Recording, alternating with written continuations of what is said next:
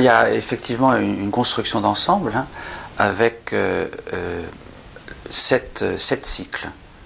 L'ensemble constituant ce que j'appelle la critique interventionniste, en opposition à la critique classique que j'accuse d'être trop statique et de rester inactive face à toute une série de maladresses, d'erreurs, de scandales dans les œuvres littéraires et artistiques. Alors, à l'intérieur de ce vaste ensemble, peut faire penser effectivement à Balzac ou bien à Zola avec les Rougon-Macquart. Et à l'intérieur de ces 7 cycles, il y en a un qui est plus particulièrement consacré à ce que j'appelle la critique policière. Ces 7 cycles étant constitués de trilogies, mais alors la particularité de cette trilogie ici, c'est qu'elle a 4 volumes. Je ne vois pas pourquoi il faudrait toujours se limiter à des trilogies à 3. Est-ce qu'il y en aura un 5e? À l'heure actuelle, je ne sais pas. Et en fait, je ne m'attendais pas à ce qu'il y en ait un 4e. Je pensais avoir clos le cycle avec le 3e volume, l'affaire du chien des Baskerville. Et puis j'ai eu envie d'en refaire un avec une originalité, ce qu'on appelle, nous autres, dans le jargon de la théorie littéraire, une métalepse, c'est-à-dire un personnage qui sorte de l'œuvre et qui commente l'œuvre et qui commente la critique, puisque dans ce livre aussi, c'est l'assassin lui-même qui raconte. Est-ce que j'en ferai un 5e? À l'heure actuelle, je ne sais pas. Si un jour j'en fais un, je pense que ce sera sur le cinéma, parce que les questions dont on va parler là se reposent de manière à la fois semblable et différente quand on montre l'intrigue. Mais à l'heure actuelle, je considère que la trilogie en 4 est close.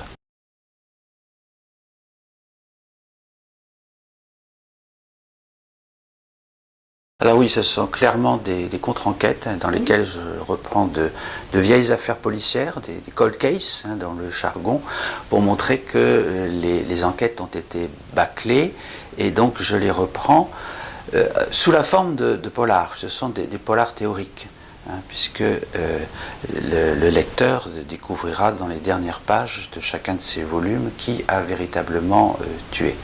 Alors avec une particularité sur laquelle j'insiste par rapport à d'autres domaines sur lesquels j'ai travaillé dans le cadre de cette critique interventionniste, le principe de la critique policière est de reprendre le texte sans le changer du tout.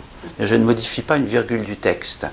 Donc c'est différent des stratégies de réécriture qui sont aussi anciennes que la littérature elle-même, et auxquelles j'ai consacré des livres, par exemple dans ce que j'appelle la critique d'amélioration, où j'essaie d'améliorer certaines œuvres, ou même certains auteurs, comme dans ici les œuvres changées d'auteur ou l'énigme Tolstoïevski. Dans le cas de la critique policière, la règle c'est qu'on ne bouge pas du tout le texte. Et pourtant on le modifie. On le modifie puisqu'on modifie l'éclairage qui est porté sur lui. Et c'est ça le cœur de l'enquête. Et l'intérêt, c'est de montrer qu'un texte, même totalement immobile, peut bouger, comme l'avait montré Borges à propos de Pierre Ménard. Le même texte peut être complètement différent. Et là, sans modifier le texte d'Agatha Christie, je montre qu'on peut le relire exactement comme il est, matériellement, et en tirer des conclusions totalement différentes. C'est ta deuxième contre-enquête sur Agatha Christie. Tu démontrais déjà que l'assassin n'était pas celui désigné par elle dans ton premier livre sur son œuvre. Pourquoi elle? Pourquoi Agatha Christie, qui est à ce point reprise? On a tendance à penser qu'elle a une mécanique assez implacable dans ses intrigues. Et en fait, ça fait 2 fois que tu montres qu'elle écrit autre chose que ce qu'elle pense écrire. Donc ce que je voulais savoir, c'est est-ce que c'est une manière de réévaluer véritablement l'intrigue pour toi, ou est-ce que c'est une manière de dire qu'elle est à ce point puissante dans sa conception d'une intrigue policière qu'on peut la lire différemment? Alors il y a plusieurs raisons au choix d'Agatha Christie qui s'est imposé à moi sans que je m'y attende, puisque comme je le disais, je pensais avoir clos cette trilogie et la limiter à 3. La première raison, c'est que j'aime beaucoup Agatha Christie, que je pense que c'est une écrivaine qui est méconnue, et je travaille toujours sur des écrivains ou des écrivaines que j'apprécie. Même si la critique interventionniste s'amuse avec les textes, les transforme directement ou indirectement, à chaque fois il s'agit d'hommages à des auteurs. La deuxième raison est que ce sont des textes qui sur le plan policier sont bétonnés. Alors c'est beaucoup plus intéressant pour la critique policière de s'en prendre à des romans policiers qui sont extrêmement bien agencés, plutôt qu'à des œuvres qui ne tiennent pas la route. Le premier texte que j'ai fait en critique policière, avant même Qui a tué Roger Ackroyd, c'était un article que j'avais consacré à un roman policier de Bernanos, qui est peu connu, qui s'appelle Un crime, qu'il a rédigé pour des raisons alimentaires. Or, il ne sait pas faire, on voit bien que ça ne tient pas la route. On voit d'une part que la solution n'est pas possible et on voit tout de suite qui a fait le coup. Et ça n'a pas d'intérêt. C'est beaucoup plus intéressant de s'occuper d'œuvres qui sont magistralement construites. Et la troisième raison, c'est que je pense qu'il est plus intéressant en critique policière de s'intéresser à des œuvres que tout le monde connaît plus ou moins. Même si on n'est pas un spécialiste du roman policier, on connaît à peu près le principe de Qui a tué Roger Ackroyd, on a une idée de ce qui se passe dans Hamlet, on a vu les films sur le chien des Baskerville, on a lu le livre, on sait que dans 10 petits nègres, c'est une île avec 10 victimes, etc. Donc ça m'évite d'avoir à demander à la lectrice d'aller se référer au texte avant de passer au mien, d'autant que je ne suis pas là pour faire la publicité de concurrents. Donc j'aime bien prendre des textes sur lesquels un lecteur cultivé a déjà une idée générale, parce que le cœur de mon projet, c'est la démonstration, c'est la réflexion sur l'interprétation.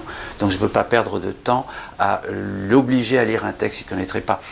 Par exemple, j'imagine pas pour le moment de travailler sur Simenon, parce qu'il y a un ensemble Simenon, mais il n'y a pas un texte de Simenon que tout le monde ait à l'esprit. Donc ça, c'est la troisième raison pour laquelle je m'en suis pris à 10 petits nègres. La quatrième raison aussi, c'est que le livre appartient à une sous-catégorie du roman d'énigmes qui est le roman de chambre close. Et c'est quelque chose qui m'a toujours intéressé. Et donc ça me permettait non seulement de parler de polar, mais également de parler de cette question de la chambre close, qui n'est pas métaphoriquement sans rapport avec la question du texte. Comment entre-t-on dans un texte? Comment sort-on d'un texte? Comment entre-t-on d'une pièce ou d'un espace clos? Ou comment en sort-on? Il y a des relais, des réverbérations entre ces deux questions. Oui, d'ailleurs, c'est ce que tu dis dans le chapitre dans lequel tu évoques cette question des chambres closes. Tu dis que la question se déplace du qui au départ pourrait être la question que se pose ton lecteur aussi, au comment. Et il y a tout un passage suite à la révélation d'ailleurs du qui dans ton livre, qui devient un comment, là encore. C'est-à-dire, c'est vraiment cette question d'une structure, et d'une structure qu'on impose aussi au lecteur. Et ce que tu montres dans ton livre, là on ne révélera pas évidemment qui est ce qui, mais c'est combien chacun s'est interrogé sur l'île même, sur qui pouvait avoir fait la chose, et que l'assassin ou la meurtrière d'ailleurs, je vais revenir sur cette question du genre, s'est intéressé beaucoup à la lecture des différents crimes, puisqu'il s'agit de crimes en série, que les différents habitants et habitantes de l'île allaient pouvoir faire. Donc c'est un crime qui est aussi commis comme un critique presque, ou comme un lecteur, un surlecteur. Oui, tout à fait. Il y a cette dimension-là qui m'intéressait aussi. Rappelons peut-être brièvement de quoi il s'agit, même si je crois que beaucoup de personnes qui nous écoutent ont en tête l'histoire. 10 personnes qui ne se connaissent pas sont invitées sur une île par des invitations individualisées, très personnelles et séduisantes. Par exemple, un militaire qui s'appelle MacArthur, qui pense qu'il va retrouver sur l'île des camarades de régiment. Une jeune femme, Vera Clayton, est invitée pour occuper un poste de secrétaire, etc. Donc ces 10 personnes se retrouvent sur l'île sans se connaître et sont tuées les unes après les autres. Et jusqu'au moment où il ne reste plus de personnes vivantes sur l'île et aucune solution pour la police qui permettrait d'expliquer cette hécatombe. La personne qui a monté cela a énormément réfléchi sur les comportements de chacun.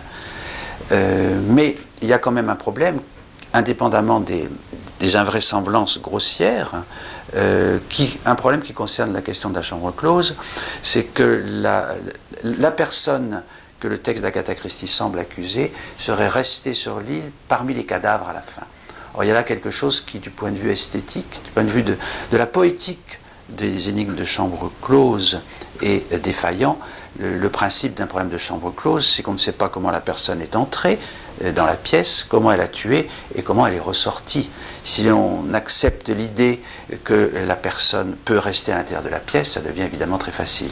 Donc il y a un problème esthétique là, lié à la question de la chambre close qui m'a frappé dès le départ, indépendamment des invraisemblances majeures qui grèvent la solution proposée par Agatha Christie.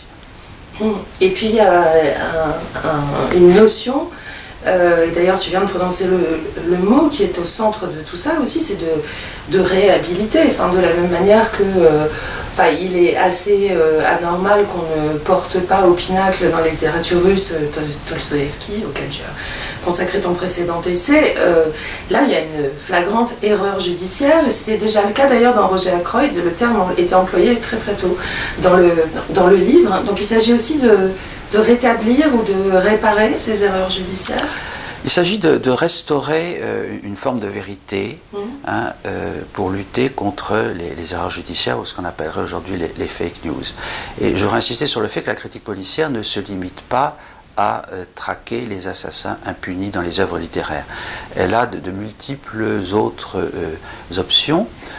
J'en cite 3 autres sur lesquelles les travaux commencent à se développer. L'enquête sur la vie sentimentale et sexuelle cachée des personnages de fiction.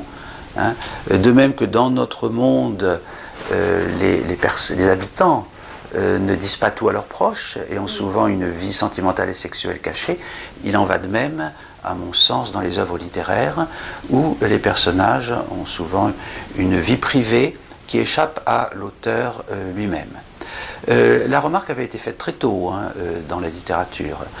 Par exemple, vous avez toute une tradition d'auteurs grecs qui ont vivement contesté la légende selon laquelle Pénélope serait restée fidèle à Ulysse pendant 20 ans, autour du thème « à d'autres, on ne nous fera pas croire ça ». Et ce n'est pas seulement le bon sens qui les aiguille dans cette direction, c'est l'analyse du texte de l'Odyssée qui montre que Pénélope n'était pas nécessairement le personnage fidèle qu'une certaine lecture nous a conduit à considérer. Je précise à propos de cette option de la critique policière, la vie sentimentale et sexuelle des personnages de fiction, qu'il n'y a absolument aucun jugement moral porté par la critique policière sur le comportement des personnages de fiction qui ont le droit de vivre leur vie privée comme ils l'entendent. Deuxième piste de recherche de la critique policière, les personnages disparus. Et là, je ne parle pas de personnages dont la disparition est l'objet même du livre ou du film. Par exemple, une femme disparue d'Hitchcock ne figurerait pas dans le corpus. Je parle de personnages qui disparaissent sans que l'auteur s'en soit rendu compte, et sur lesquels il convient, à mon avis, de lancer des avis de recherche.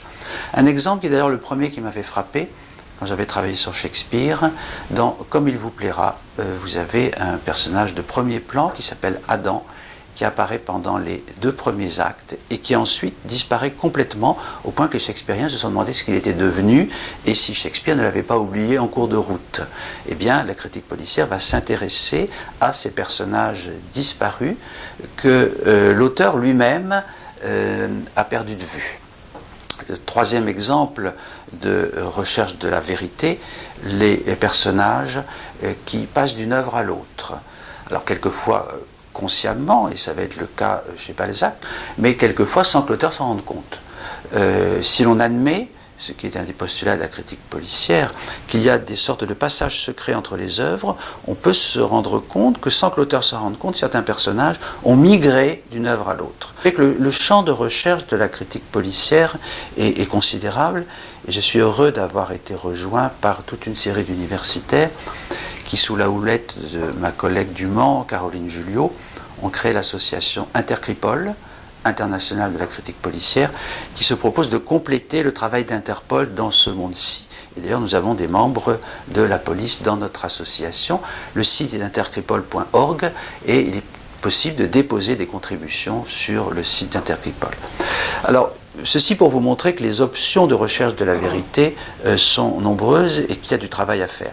Mais en effet, je me suis centré sur les affaires les plus scandaleuses, c'est-à-dire des erreurs judiciaires massives, et j'ai entrepris d'innocenter donc 3 personnes et un chien, puisque dans l'affaire des chiens des Baskerville, c'est un animal manifestement victime d'un délit de sale gueule que j'entreprends d'innocenter.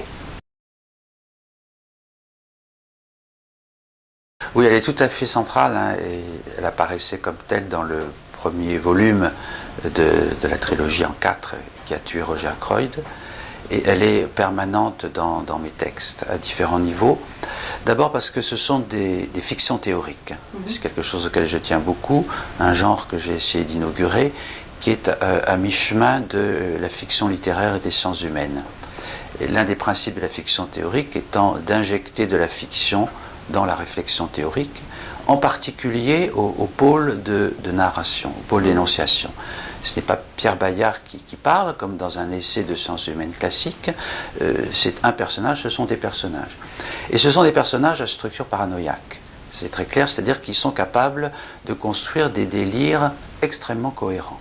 Ce qui est le cas, je crois, dans la plupart de mes livres, et ce qui n'a pas toujours été vu par certains critiques ou certains journalistes qui n'ont pas vu que le narrateur n'était pas moi-même. L'exemple qui est le plus frappant, c'est le narrateur de Comment parler des livres qu'on n'a pas lus, qui se vante de ne jamais ouvrir un livre, qui dit que moins il lit, mieux il se porte, et que quand par malheur il doit faire court sur un texte, il garde bien de le lire. Moi je suis exactement le contraire, je suis au contraire un très gros lecteur. Parce que ce narrateur est un personnage. Hein. De même qu'on ne soupçonnera pas Nabokov d'être pédophile parce qu'Humbert Humbert qui prend la parole dans Lolita séduit les petites filles. Hein. Ce principe du narrateur différent de l'auteur n'est pas présent en sciences humaines, à ma connaissance, ou très peu, alors que c'est ce que j'utilise. Mais le deuxième élément, c'est que ce narrateur est, comme moi-même, mais sans doute de façon plus grave encore, paranoïaque. C'est-à-dire qu'il a une très grande capacité à capter des indices et à les rassembler pour produire du sens. C'est le cas par exemple dans la trilogie sur l'anticipation, trilogie qui a la particularité de ne comporter que 3 volumes, que ce soit Demain est écrit, Le plagiat par anticipation ou Le Titanic fera naufrage, on voit bien comment le narrateur capte des indices dans la réalité et les organise en produisant du sens. Et ça, c'est un principe que j'ai toujours retenu dans mes livres et qui est encore à l'œuvre dans le dernier. Ce qui veut dire que ce mécanisme de fiction n'a pas pour moi qu'une fonction ludique. Évidemment, il s'agit de s'amuser avec les lecteurs, lectrices qui aiment le polar, qui a pu tuer, la solution est dans la dernière page, etc. Mais je pense vraiment qu'il y a des enjeux théoriques.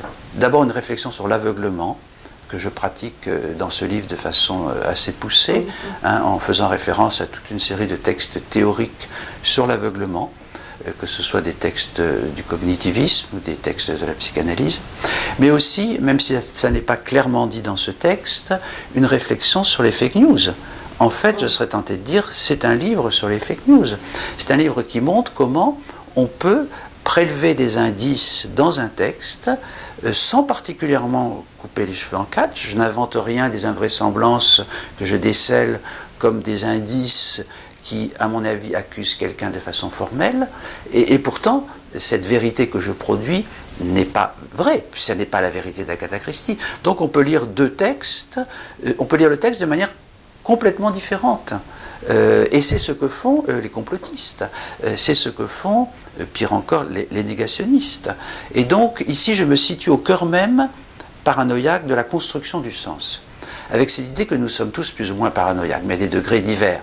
Nous avons tous tendance, et c'est une bonne chose pour notre équilibre psychique, à organiser la réalité en créant du sens, et en particulier, comme je l'explique dans un chapitre, en créant du récit. Nous sommes des êtres de récit, nous avons un désir de récit. Et donc, en se situant au cœur même de la construction de l'interprétation et de la paranoïa, j'imite, hein, en symétrie, en miroir, le mécanisme même du délire, hein, qui est au cœur de mes livres. Les 10 petits nègres, c'est un roman qui est composé de 3 parties, c'est-à-dire il y a l'intrigue elle-même, enfin, l'invitation dans l'île, ce qui se passe, etc. Puis la conversation des 2 hommes de Scotland Yard qui donne un certain nombre de choses. Puis la confession du meurtrier. Est-ce qu'on pourrait considérer d'ailleurs que ton livre serait la 4e partie, celle qui manquait.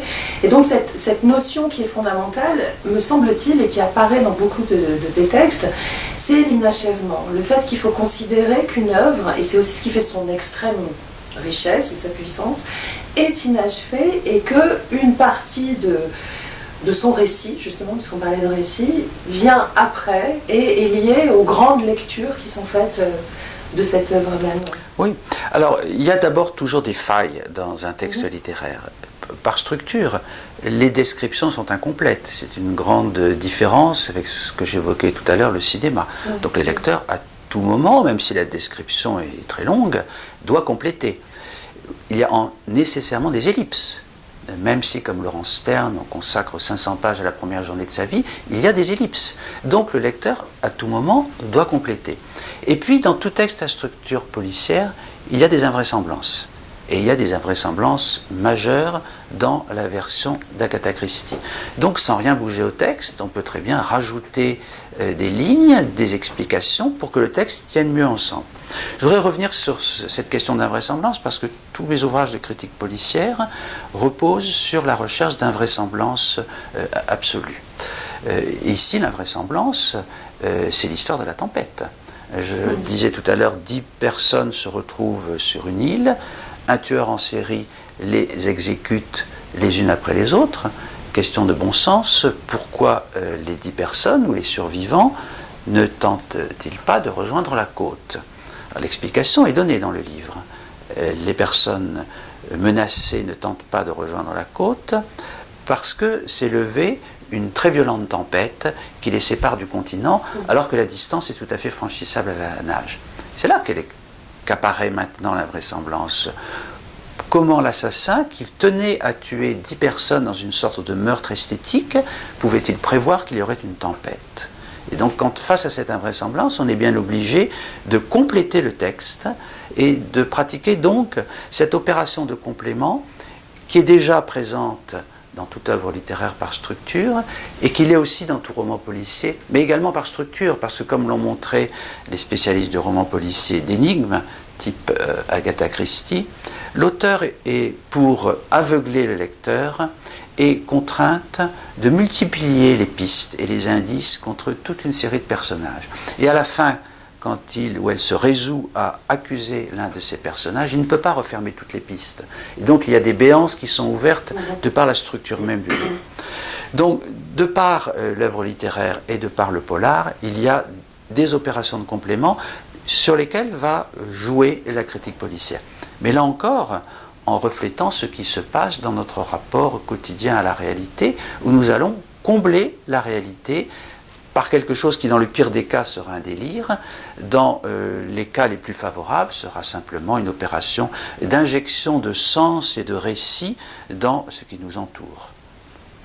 Et alors, j'ai une question, mais qui est une question d'extrême curiosité, et peut-être que tu ne souhaiteras pas y répondre, mais je me suis demandé comment t'était apparue justement cette énorme faille sur laquelle tu travailles. C'est-à-dire, pour être plus précise, est-ce qu'il y a eu une évidence en lisant et relisant Les 10 petits nègres, ou est-ce que tu t'es astreint à un travail véritablement de démontage des rouages, etc. Donc comment est-ce que tu as procédé ? Ça t'est apparu comme une évidence en lisant le texte, ou véritablement il y a eu démontage, vérification, comme un enquêteur ?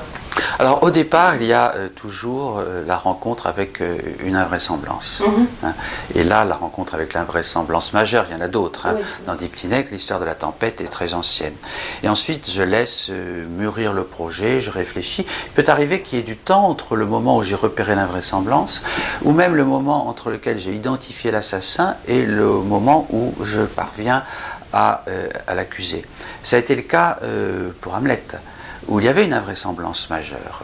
Je ne vais pas revenir dessus, ça concerne l'histoire de la pantomime. Cette invraisemblance majeure avait été identifiée par les Shakespeariens eux-mêmes, et en particulier par un Shakespearien qui s'appelle Greg en 1917. Et les Shakespeariens, pendant des années, ont essayé de trouver une solution. Et moi-même, j'avais donc repéré l'invraisemblance, j'avais identifié qui avait fait le coup. Je veux dire, c'était évident. En revanche, il me manquait d'éléments pour clore l'affaire, et en particulier, dans Hamlet, il y avait un problème contre lequel j'ai buté pendant des années, c'est que Claudius, la personne accusée par Shakespeare, avoue le meurtre, de manière tout à fait explicite dans une scène qui se passe dans la chapelle. Comment faire alors même que la personne accusée a avoué ? Mais comme tu le sais, comme c'est le cas dans la police, en France en tout cas, les aveux ne suffisent pas. Il y a même des professionnels et des gens qui passent leur temps à aller avouer tous les meurtres, et la police, en tout cas la police scientifique et la démarche de la critique policière et scientifique, ne se satisfait pas des aveux. Mais il m'a fallu du temps entre le moment où j'avais repéré l'invraisemblance, le moment où j'avais identifié avec certitude, par sens clinique, qui avait fait le coup, et le moment où j'ai pu construire le dossier. Ce qui veut dire que j'ai toute une série encore de dossiers qui ne sont pas bouclés, et sur lesquels j'interviendrai peut-être un jour. Donc il y a tout un temps d'élaboration. Si ces personnes coupables de meurtre ont échappé à la justice pendant des années ou des siècles, c'est pas sans raison. C'est qu'elles avaient minutieusement préparé leur coup, et il n'est pas surprenant qu'il faille à notre tour du temps pour résoudre ces cold cases. Il y a un postulat qu'il faut avoir à l'esprit dans ces travaux, que j'avais explicité assez longuement dans l'affaire du chêne des Baskerville, et sur lequel je reviens ici en le mettant véritablement à l'œuvre, c'est ce que j'appelle l'autonomie du personnage littéraire. Que les romancières vivent, et elles nous disent souvent que tel personnage leur a échappé, de même que Conan Doyle se plaignait de ne pas pouvoir se débarrasser de Sherlock Holmes, qui le persécutait, qui le hantait. Alors, cette autonomie du personnage littéraire, que signifie-t-elle? Que non seulement on peut parler des personnages de fiction, c'est un débat qui a été longuement débattu en philosophie, qui a ses opposants et ses partisans. Non seulement je considère qu'on peut parler des personnages de fiction, mais qu'ils ont une forme d'indépendance, d'action et même de conscience. D'action, c'est ce qui les conduit à commettre des actions délictueuses à l'insu de leur créateur, ou bien avoir des vies sentimentales qui nous échappent, mais même de conscience, puisque je considère qu'il faut les considérer comme comme des êtres ayant une forme de pensée, de persistance, de continuité au-delà des siècles, et je revendique même l'établissement d'un statut du personnage de fiction sur le modèle de ce qu'on réclame aussi pour les animaux ou pour d'autres communautés, un statut qui définirait leurs droits et leurs devoirs. Leurs droits, donc, à ce qu'ils ne soient pas malmenés, ce qu'ils ne soient pas mal considérés, mais leurs devoirs aussi, en particulier celui de ne pas envahir, comme cela arrive parfois, le psychisme de certaines personnes. Comme l'ont montré Cervantes ou Flaubert, il arrive que les personnages de fiction se mettent à contrôler des personnes du monde réel. Donc ce postulat de l'autonomie est tout à fait fondamental pour comprendre ce que je fais. Ça a aussi des conséquences dans la lecture de nombreuses autres œuvres. Ça dépasse de beaucoup le roman policier. Et d'ailleurs, la critique policière, comme je disais tout à l'heure, est très loin de ne s'intéresser qu'au meurtre, même si ce sont les cas les plus flagrants, mais s'intéresse aussi à l'ensemble de cette vie très riche et très mystérieuse qui échappe aux créateurs eux-mêmes. Effectivement, il y a ce débat philosophique très ancien et très intéressant sur le statut des personnages de fiction, avec toute une série de philosophes, comme par exemple Russell, qui considérait qu'on ne pouvait même pas tenir de propos sur les personnages de fiction puisqu'ils n'existent pas. C'est la branche que l'on pourrait dire, en reprenant des expressions de Thomas Pavel, ségrégationniste. Avec des apories logiques rapides, parce que si par exemple je dis que Sherlock Holmes habite à Paris, on voit bien que c'est faux. Et donc ça veut dire qu'à l'intérieur des énoncés sur les personnages de fiction, il y a des énoncés faux qui peuvent être tenus et donc des énoncés vrais. Et puis à l'opposé de la branche ségrégationniste, il y a la branche que Thomas Pavel appelle les intégrationnistes, qui sont ceux qui sont beaucoup plus ouverts et tolérants envers les personnages de fiction, qui considèrent qu'on peut parler d'eux, ou même, comme je le fais moi-même, qui considèrent qu'ils ont une forme d'autonomie. Ça a été le cas déjà d'autres critiques. Vous trouverez non seulement des témoignages en ce sens chez une multitude d'écrivains, mais même chez des théoriciens comme Bakhtin.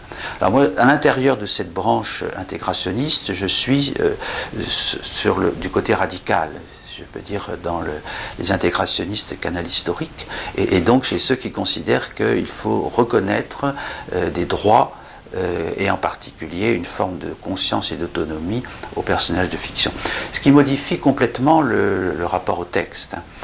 Et ce qui rejoint aussi une théorie qui m'est chère et qui fournit un soubassement scientifique à la critique interventionniste, qui est la théorie des univers parallèles, défendue aujourd'hui par des physiciens, une partie de la communauté des physiciens les plus sérieux, selon lequel il y a parallèlement à notre monde une multitude d'autres mondes auxquels nous appartenons également. Ce qui veut dire que, par exemple, que toutes les autres œuvres qu'étudie la critique interventionniste en modifiant les textes, directement ou indirectement, les autres auteurs auxquels elle pense existent dans d'autres univers. Et qu'il faut être attentif aux signes que nous pouvons percevoir de ces univers alternatifs. Dans le même cadre de réflexion sur les univers parallèles, on peut imaginer que certains habitants des mondes littéraires ont une existence dans ces univers parallèles. Ce qui veut dire, pour reprendre le terme technique qu'on employait tout à l'heure, que la métalepse est une figure fondamentale de mon univers d'écrivain. Métalepse, je rappelle, c'est le changement de niveau narratif. C'est le fait qu'un personnage de fiction sorte de l'œuvre pour habiter dans notre monde, ou que nous sortions de notre monde pour habiter un monde littéraire. On peut penser par exemple au très bel exemple de La Rose pourpre du Caire de Woody Allen, dans lequel un personnage dans un film tombe amoureux d'une spectatrice du film et enjambe l'écran pour venir la rejoindre. Eh bien, tout ce que je fais repose beaucoup sur des métalepses, sur cette conviction qu'il y a une porosité entre l'univers littéraire et notre monde réel. Il m'arrive, pour résoudre une enquête policière, de regarder les solutions que le même auteur, la même auteure a trouvées ailleurs. Parce que quelquefois, la solution se trouve ailleurs. J'avais déjà utilisé ce mécanisme interprétatif pour consolider mon enquête dans Qui a tué Roger Ackroyd, et je le réutilise là pour Dix petits nègres, en montrant que la solution véritable, celle qui permet de résoudre les invraisemblances sans modifier le texte, se trouve dans deux romans d'Agatha Christie, un qui est écrit juste avant, qui s'appelle ABC contre Poirot, et un autre qui est écrit juste après, que j'ai traduit par Meurtre au soleil, plutôt que la traduction habituelle des Vacances d'Hercule Poirot, qui est très loin du titre original, Devil Under the Sun. Donc c'est dans Agatha Christie elle-même que je trouve les solutions. Alors le mécanisme est d'autant plus important dans le cadre d'Agatha Christie que le deuxième roman policier auquel je fais appel, qui a suivi de très peu Dix petits nègres, se passe au même endroit. C'est-à-dire dans une île imaginaire, mais inventée d'une île dans laquelle Agatha Christie aimait à séjourner, qui s'appelle Burg Island, et qui se trouve dans le Devon, et dans laquelle je me suis rendu pour vérifier la plausibilité scientifique de certaines de mes affirmations. Donc Burg Island est présente à la fois derrière l'île de Dix petits nègres et derrière l'île de Meurtre au soleil.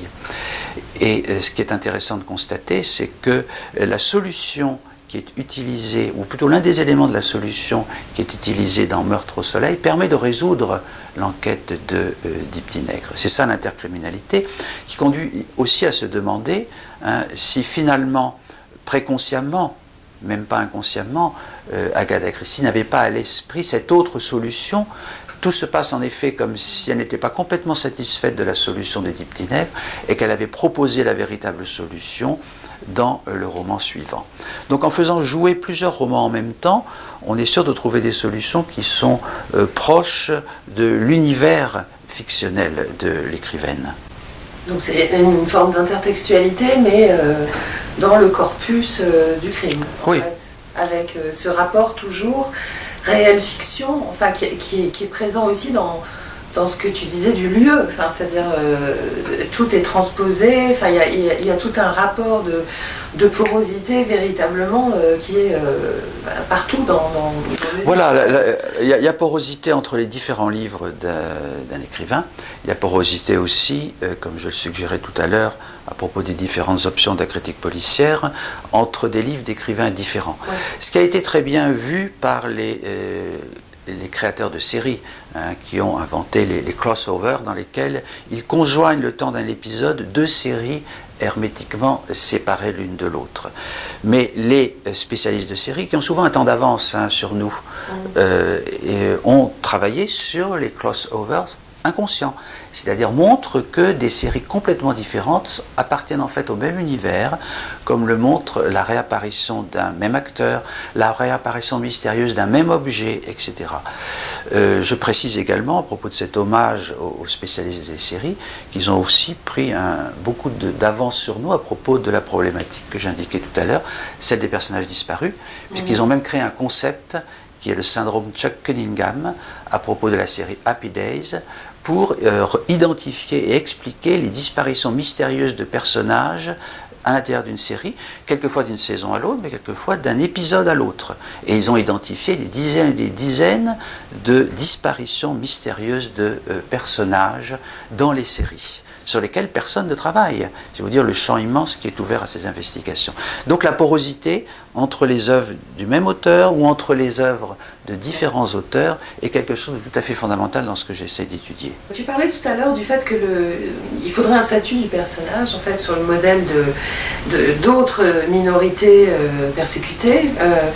Et dans ce livre, il y a quelque chose de très remarquable, alors qui est aussi peut-être une forme de clin d'œil, et évidemment c'est un jeu pour ne rien révéler, mais c'est une forme d'écriture inclusive. Est-ce que c'était juste pour masquer l'assassin, ou est-ce que ça te paraît quelque chose d'important aujourd'hui, de féminiser aussi un certain nombre de choses? Les deux. Bon, d'abord, je suis totalement pour l'écriture inclusive, et j'ai co-signé la pétition demandant aux enseignants de cesser d'enseigner cette règle absurde suivant laquelle le masculin l'emporterait sur le féminin, règle dont je rappelle qu'elle est tardive dans l'histoire de la langue, et que le Moyen-Âge, par exemple, pratique l'écriture inclusive. Alors, c'est compliqué dans le cadre d'un livre de l'appliquer partout, mais c'est vrai que j'ai particulièrement appliqué cette règle de l'égalité grammaticale du masculin et du féminin. Chaque fois que je parle du meurtrier, ou de la meurtrière, pour des raisons évidentes, puisqu'il s'agit de ne pas spoiler et de ne pas indiquer à la lectrice avant les dernières pages qui a tué. Peut-être une question qui est... qui s'adresse aux critiques, qu'ils soient interventionnistes ou pas, mais qui tient à la notion même d'enquête. Tu parlais tout à l'heure du fait que il y a un certain nombre de choses qui sont peu pratiquées en sciences humaines, comme le fait de parler à la première personne, ou pas de parler à la première personne, mais de mettre en scène le narrateur et d'en faire un des objets de la fiction. Peut-être connais-tu le texte qu'Yvon Jablanca a publié sur la question de l'enquête comme ce qu'il appelle le troisième continent littéraire, montrant qu'il y a d'une part un continent vert, le continent de la fiction, un continent gris qui est celui de la non-fiction, et lui il voudrait une hybridation absolument de ces notions, une porosité de ces notions, et il pense que l'enquête c'est le moyen de mettre en récit quelque chose qui tienne de ces deux continents, et qui... Est-ce que pour toi aussi l'enquête, ça pourrait être ce genre qui engloberait tous les genres? Puisque finalement, quand tu dis faire de la fiction théorique, ce qu'on pourrait renverser aussi en pensant que ce sont des livres de théorie qui peuvent se lire comme des romans, enfin ça marche dans les deux sens. Est-ce que c'est l'enquête qui permet d'être dans cette hybridité? Alors oui, deux choses. D'abord, j'ai beaucoup d'intérêt et d'admiration pour l'œuvre de Jablanca. Je ne connaissais pas le texte dont tu parles, mais je suis très admiratif devant le livre qu'il a écrit sur les grands-parents qu'il n'avait jamais eus, pour reprendre sa formule, et ce sont des itinéraires d'écriture qui sont évidemment en résonance. Par ailleurs, il y a souvent des déterminations dans notre manière d'écrire qui nous échappent. La critique interventionniste s'est constituée parallèlement à des travaux qui l'évoquent. Hein. Je pense à ce que peut faire Jacques Dubois, ce qu'a fait Michel Charles, ce qu'écrivent aujourd'hui Marc Escola ou Sophie Rabot. Sans s'être consultés, les auteurs se mettent à écrire des textes qui sont en résonance, parce que les idées circulent. Hein. Et donc c'est manifestement le cas aussi pour l'enquête, puisqu'on est aujourd'hui un certain nombre à la pratiquer. Cela dit, je ne généraliserai pas du tout. Je veux dire, dans mon cas, c'est le genre qui me convient, mais je ne souhaite ni l'enseigner ni le généraliser. Je crois que c'est à chacun de trouver la forme littéraire qui lui convient. Il se trouve qu'en effet, aujourd'hui, on est plusieurs à utiliser cela, mais j'en ferai certainement pas une règle ou une norme. De même pour la fiction théorique, de même pour la critique interventionniste. Pour moi, ce sont des formes d'expression qui conviennent à mon univers, à mon souci d'écrire des textes humoristiques aussi, qui est quand même un élément fondamental qui me différencie de toute une série de collègues en sciences humaines, dont l'idée de faire rire le lecteur n'est pas la préoccupation majeure, mais il n'y a aucune raison que. Donc ça n'est certainement pas pour moi une norme, mais je constate comme toi qu'effectivement il y a cette tendance naturelle aujourd'hui. Et justement, ça aurait été ma dernière question, mais tu lui conduis tout naturellement. Il me semble que chez toi, l'hybridation, donc c'est effectivement fiction, non-fiction, ou ici d'ailleurs fiction-fiction, parce que c'est aussi quelque chose qui est réversible. Mais c'est vraiment cette idée d'un rapport extrêmement ludique au texte. Il y a une passion absolue des textes qui se transmet, et tout ça pour porter des lectures et des commentaires extrêmement sérieux sur la littérature. Enfin, on l'a vu, on a explicité ensemble un certain nombre de concepts qui sont fondamentaux pour la critique littéraire. Est-ce que l'ultime déplacement des catégories, ce serait pas ça aussi, le sérieux et l'aspect ludique dans ton travail? Alors il y a cette dimension ludique, mais il y a aussi, et peut-être d'abord, la conviction, et c'est pour ça que je disais tout à l'heure que quand je travaille sur quelqu'un, c'est que j'admire son œuvre, sous tel ou tel angle, et la conviction que la littérature et l'art de manière plus générale ont beaucoup à nous apporter. Dans les 7 branches de la critique interventionniste, il y en a une à laquelle je tiens beaucoup, c'est ce que j'appelle la littérature appliquée à la psychanalyse, dans laquelle j'essaye de montrer comment la littérature peut nous fournir des modèles pour penser le psychisme. Indépendamment de la trilogie sur la littérature appliquée à la psychanalyse, avec un livre sur Laclos, un livre sur Maupassant et un livre de synthèse, peut-on appliquer la littérature à la psychanalyse? C'est une démarche qui est toujours présente. Elle était de manière très importante dans le précédent livre, Lénine Dostoïevski, où je montrais comment le retour à ce grand auteur russe méconnu permettait de réfléchir sur un modèle alternatif à la psychanalyse, qui est le modèle des personnalités multiples, qui a fait florès aux États-Unis, peu en France, mais qui me paraît très pertinent pour analyser le fonctionnement de certaines personnes. De même, dans ce livre-ci, toute la réflexion sur l'aveuglement fait partie aussi d'une réflexion sur les capacités de la littérature à enseigner. Donc il y a une dimension de réflexion psychologique à partir de la littérature.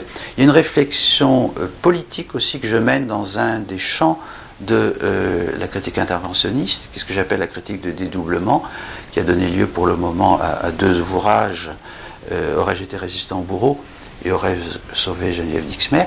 Et puis il y a toute une réflexion aussi sur la physique, puisque je maintiens que la critique interventionniste doit rejoindre les sciences dures et quitter les sciences molles dont relèvent les critiques de mes collègues, et donc les sciences dures dont la physique, et en particulier la physique des particules. Et est-ce que tu es parti sur une de ces 7 branches? Tu es déjà en train de composer le... Ah bien sûr, je cherche à compléter l'ensemble, jusqu'à obtenir quelque chose qui est une profonde cohérence. Et alors probablement, je dirais, parce que les choses bougent d'un livre à l'autre, mais il y a quand même des pièces qui viennent ajuster celles qui manquent. Je m'achemine actuellement vers une composition en 22 ouvrages, c'est-à-dire 6 trilogies de 3, une trilogie de 4. C'est bien qu'il y ait une pièce en plus, parce que du coup, c'est Voilà. celle qu'il faudra faire bouger. C'est comme chez Pérec où il y a Absolument. une case, là il y Voilà. en a une de trop. Il y en a une en trop, voilà. Et c'est celle qui fera bouger absolument. Absolument. Ouais, Mais je ne promets pas de détruire toutes les pièces du puzzle à la fin, en revanche. Ah non, bien sûr. Bah, merci beaucoup, Pierre. Merci à toi, Merci. Christine.